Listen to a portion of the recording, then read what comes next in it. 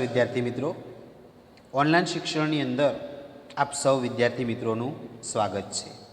મિત્રો, આજે આપણે ધોરણ 12 વિષય સંસ્કૃતની અંદર સંસ્કૃત સાહિત્યના ઇતિહાસની અંદર મહાકવિ માઘ અને તેમની કૃતિઓ વિશે અભ્યાસ કરીશું. મિત્રો, અગાઉ આપણે રામાયણ, મહાભારત, મહાકવિ કાલિદાસ, ગૃહ્યસૂત્ર એનો અભ્યાસ કરેલો. તો હવે આપણે સંસ્કૃત સાહિત્યના મહાન કવિ મહાકવિ માઘ વિશે પરિચય મેળવીશું. મિત્રો, સંસ્કૃત સાહિત્યની અંદર અનેક કવિઓ થઈ ગયેલા છે. એની અંદર મહાકવિ માઘ એ મહત્ત્વનું સ્થાન ધરાવે છે. તો એ મહાકવિ માઘ વિશે એ આપણે અભ્યાસ કરીએ. મહાકવિ માઘ, મહાકવિ માઘની એકમાત્ર કૃતિ પ્રાપ્ત થાય છે અને તે છે શિશુપાલ વધ મહાકાવ્યમ.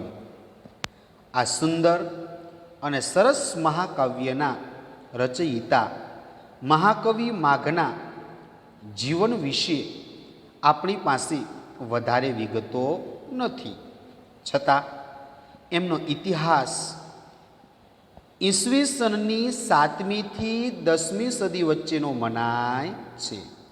મહાકવિ માઘ એનો સમય કયો? ઈસવીસનની 7મી સદીથી 10મી સદી સુધીનો મનાય. અને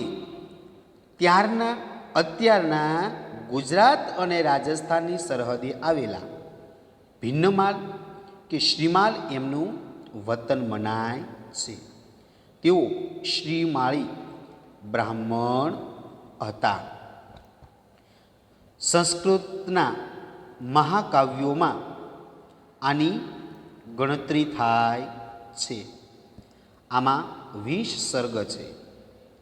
કથા વસ્તુનો સ્ત્રોત મહાભારતનું સભા પર્વ છે. ચેદી નરેશ શિશુપાલના વધની ઘટના કથા વસ્તુના કેન્દ્ર સ્થાને છે. મુખ્ય રસ વીર છે. આ કૃતિને માટે કહેવાયું છે કે નવ સર્ગ ગતિ માઘે નવ શબ્દો ન વિદ્યતે.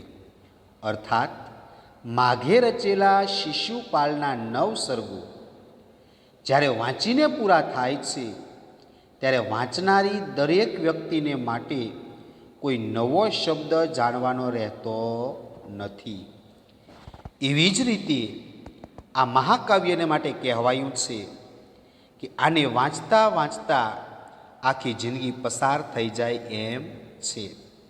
મેઘે માઘે ગતમ વયઃ. અર્થાત મેઘ એટલે કે મહાકવિ કાલિદાસ કૃત મેઘદૂત અને કાવ્ય એટલે કે માઘ એટલે કે માઘ રચિત કાવ્ય શિશુપાલ વધ. આ બંનેનો અભ્યાસ કરતા આખું જીવન પસાર થઈ જાય છે. તો મિત્રો, મહાકવિ માઘ એની આપણે થોડી ઘણી માહિતી જોઈ લઈએ. મહાકવિ કાલિદાસના જીવન વિશે આપણે જોઈએ. તો મિત્રો, મહાકવિ માઘ એણે માત્ર પોતાની એકમાત્ર કૃતિ પ્રાપ્ત થાય છે અને તે છે શિશુપાલ વધ. આ સુંદર અને સરસ મહાકાવ્યના રચયિતા મહાકવિ માઘના જીવન વિશે આપણી પાસે વધારે વિગતો નથી. તેમ છતાં એમનો સ્થિતિકાળ એટલે કે એમનો સમય, મહાકવિ માઘનો સમય ઈસવીસનની 7મી સદીથી 10મી સદી વચ્ચેનો મનાય. મિત્રો, આ સમય ખાસ યાદ રાખજો. મહાકવિ માઘનો સમય કયો? તો કે ઈસવીસનની 7મી સદીથી 10મી સદી સુધીનો. અને અત્યારે ગુજરાત અને રાજસ્થાનની સરહદે આવેલો ભિન્નમાલ કે શ્રીમાલ નામનું જે પ્રદેશ, એ જે વિસ્તાર છે, એ તેમનું વતન મનાય છે. આપણી ગુજરાતની સરહદે અને રાજસ્થાનની સરહદે, બંને સરહદની પાસે આ ભિન્નમાલ કે શ્રીમાલ નામનું ગામ આવેલું છે. એ એમનું વતન છે. તેઓ શ્રીમાળી બ્રાહ્મણ હતા. સંસ્કૃતના 5 મહાકાવ્યોની અંદર આની ગણતરી થાય છે. આ કાવ્યની અંદર 20 સર્ગ છે. એટલે મિત્રો શિશુપાલ વધ મહાકાવ્યની વાત છે.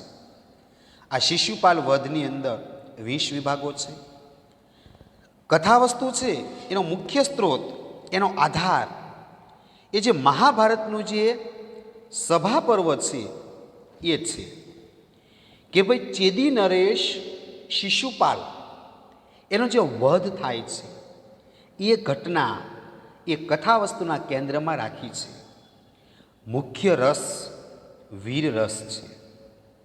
આ કૃતિને માટે કહેવાયું છે કે નવ સર્ગ ગતે માઘે નવ શબ્દો ન વિદ્યતે. એટલે કે મહાકવિ માઘે રચેલા શિશુપાલ વધના 9 સર્ગો જ્યારે વાંચીને પૂરા થાય ત્યારે વાંચનારી વ્યક્તિને માટે કોઈ નવો શબ્દ જાણવાનો રહેતો નથી. એવી જ રીતે મહાકાવ્યના માટે કહેવાયું છે કે આને વાંચતા વાંચતા આખી જિંદગી પસાર થઈ જાય એમ છે. મેઘે માઘે ગતમ વયઃ. એટલે કે મેઘ એટલે કે મહાકવિ કાલિદાસ રચિત મેઘદૂત, અને કાવ્ય એટલે મહાકવિ માઘ રચિત શિશુપાલ વધ. કાલિદાસનું મેઘદૂત અને માઘનું શિશુપાલ વધ, આ બંને મહાકાવ્યોનો અભ્યાસ કરતા આખું જીવન પસાર થઈ જાય છે. તો આ મિત્રો મહાકવિ માઘ એની આપણે માહિતી મેળવી.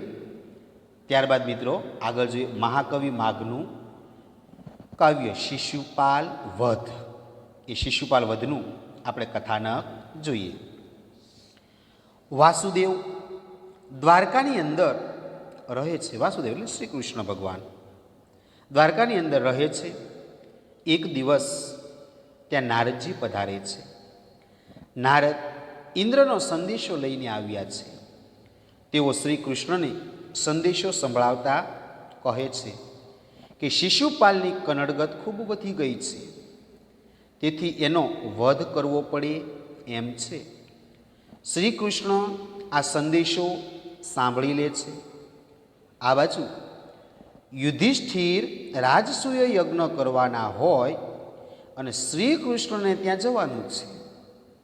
આ બંને કાર્યમાં કોને અગ્રિમતા એટલે પ્રથમતા આપવી એ અંગે શ્રી કૃષ્ણ બલરામ અને ઉદ્ધવ સાથે મંત્રણા કરે છે, વિચાર કરે છે. ઉદ્ધવની સલાહ પ્રમાણે કૃષ્ણ યુધિષ્ઠિરના રાજસૂય યજ્ઞમાં જવાનું નક્કી કરે છે. દ્વારકાથી નીકળીને હસ્તિનાપુર જતા વચ્ચે રેવર્તક એટલે કે ગિરનાર, આપણો જૂનાગઢનો પર્વત આવે છે. અહીં આ પર્વતનું સુંદર વર્ણન કવિએ કર્યું છે. યુધિષ્ઠિરે જ્યારે સાંભળ્યું કે શ્રી કૃષ્ણ ભગવાન યમુના નદી પાર કરી ગયા છે, ત્યારે તે એમના સ્વાગત માટે પહોંચી જાય છે. યુધિષ્ઠિરની સાથે શ્રી કૃષ્ણ હસ્તિનાપુર ઇન્દ્રપ્રસ્થમાં પ્રવેશ કરે છે. આ પ્રસંગે શ્રી કૃષ્ણને જોવા માટે નગરની સ્ત્રીઓ માર્ગની બંને બાજુ ઊભેલી હોય છે.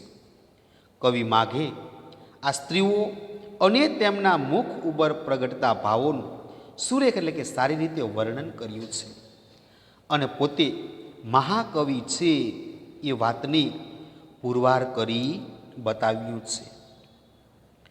યજ્ઞનો પ્રારંભ થાય છે તે પહેલાં શ્રી કૃષ્ણની અગ્ર પૂજા થાય, શ્રી કૃષ્ણને માન સન્માન આપવામાં આવે છે. તે સમયે શિશુપાલ અપશબ્દો બોલી પોતાનો વિરોધ નોંધાવે છે. ભીષ્મ શિશુપાલને લલકારે છે, જેના પ્રતિભાવમાં શિશુપાલ સભા મંડપનો ત્યાગ કરી યુદ્ધ માટે પોતાની સેનાને તૈયાર કરે છે. શિશુપાલનો દૂત સંદેહભર્યો શબ્દોવાળો સંદેહ લાવે છે. તે યુદ્ધ અથવા આત્મસમર્પણની માગણી કરે છે. અંતે યુદ્ધ અનિવાર્ય બની જાય છે, એટલે અટકાવી ન શકાય તેવું. છેલ્લે શ્રી કૃષ્ણ સુદર્શન ચક્ર છોડે છે અને પરિણામે શિશુપાલનું મસ્તક ધડથી છૂટું થઈને પડે છે. એના શરીરમાંથી નીકળેલું તેજ શ્રી કૃષ્ણના શરીરમાં સમાઈ જાય છે. શિશુપાલના વધથી હર્ષ પામેલા દેવતાઓ પુષ્પવૃષ્ટિ કરે છે, એટલે ફૂલોનો વરસાદ કરે છે. અને અહીં આ મહાકાવ્ય પૂરું થાય છે. મહાકાવ્યમાં ઋતુઓ, જલક્રીડા, સંધ્યા, ચંદ્રોદય, પ્રભાત વગેરેના વર્ણનો અનિવાર્ય રીતે કરવાના હોય છે. એટલે અહીં પણ આ બધા વર્ણનો આવે છે. મહાકવિ માઘે પોતાની વિલક્ષણ પ્રતિભાથી, વિલક્ષણ એટલે કે સૂક્ષ્મ દ્રષ્ટિથી આ વર્ણનોનો એવા સરસ બનાવ્યા છે કે તે વર્ણનાત્મક શૈલીનો આદર્શ બની રહ્યા છે. માઘ કાવ્ય કવિ સાથે સાથે શાસ્ત્રના કવિ પણ છે.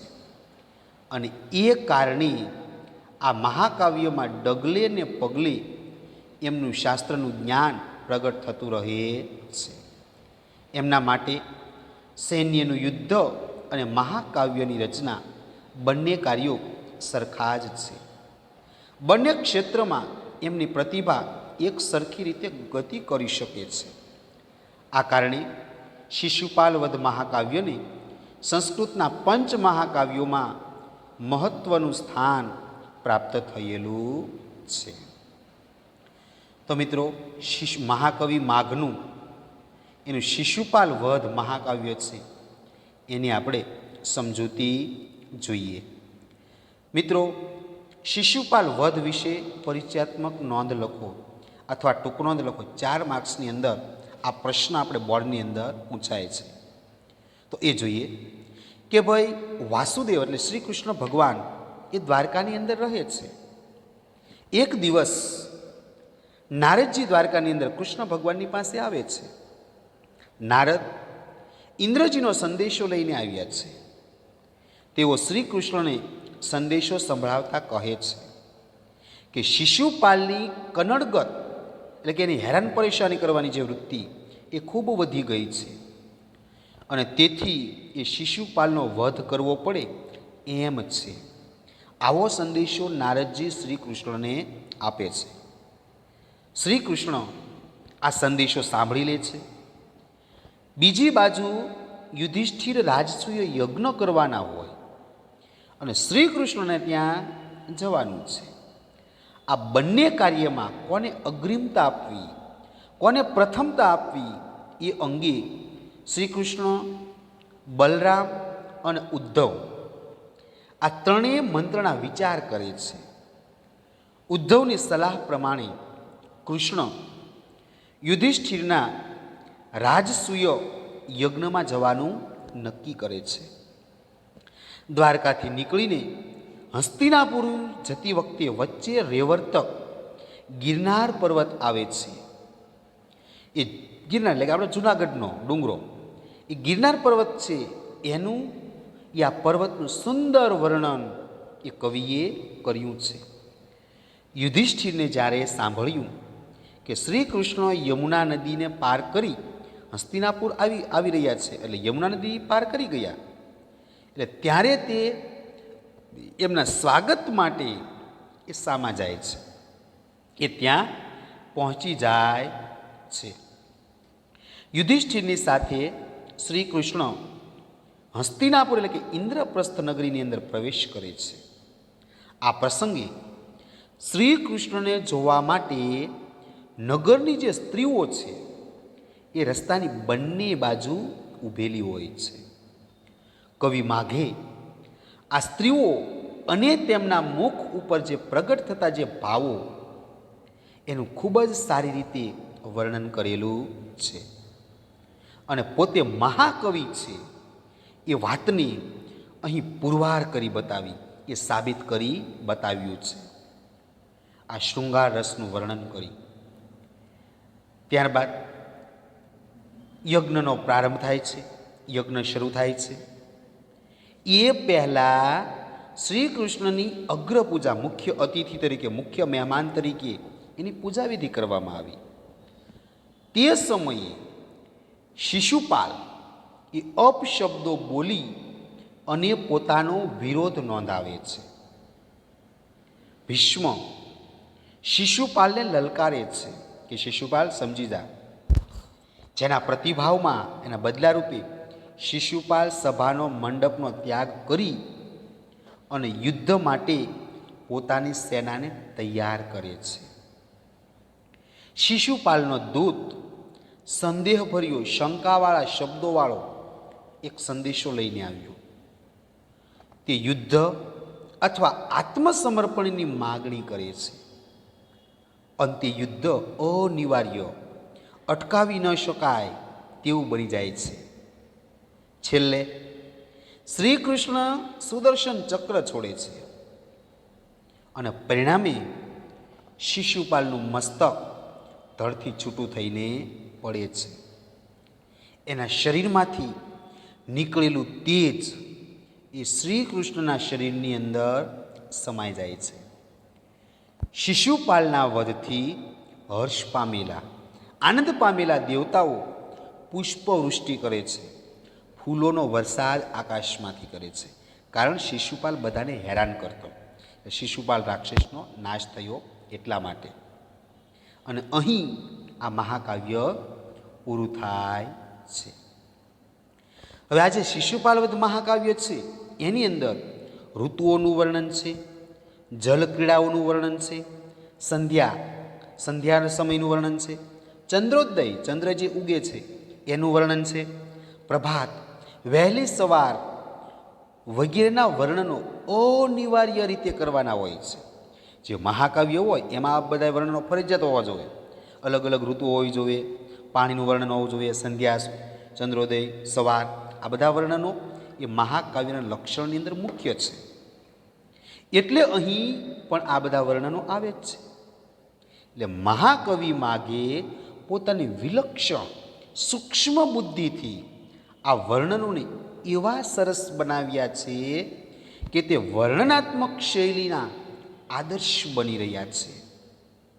મહાકવિ માઘ કાવ્ય કવિ સાથે સાથે શાસ્ત્રના કવિ પણ છે. એનામાં જ્ઞાન પણ છે. અને એ જ કારણે મહાકાવ્યમાં ડગલે ને પગલે એમના શાસ્ત્રોનું જ્ઞાન એ જો પ્રગટ થયેલું છે, એ રજૂ કરેલું છે. એમના માટે સૈન્યનું યુદ્ધ અને મહાકાવ્યની રચના બંને કાર્યો સરખા જ છે. બંને ક્ષેત્રમાં એમની પ્રતિભા એટલે બુદ્ધિ એક સરખી રીતે ગતિ કરી શકે છે. અને આ કારણે શિશુપાલ વધ મહાકાવ્યને સંસ્કૃતના 5 મહાકાવ્યોમાં મહત્વનું સ્થાન પ્રાપ્ત થયું છે. તો મિત્રો, અહીં આપણે મહાકવિ માઘ અને એમનું કાવ્ય શિશુપાલ વધ એ આપણે પૂર્ણ કર્યું છે. તો મિત્રો, અહીં આપણે આ લેક્ચર પૂર્ણ કરીએ છીએ. મિત્રો, હોમવર્કની અંદર તમારે મહાકવિ માઘ અને શિશુપાલ વધ વિશે લખવાનું છે. તો મિત્રો, અહીં આપણે આ લેક્ચર પૂર્ણ કરીએ છીએ.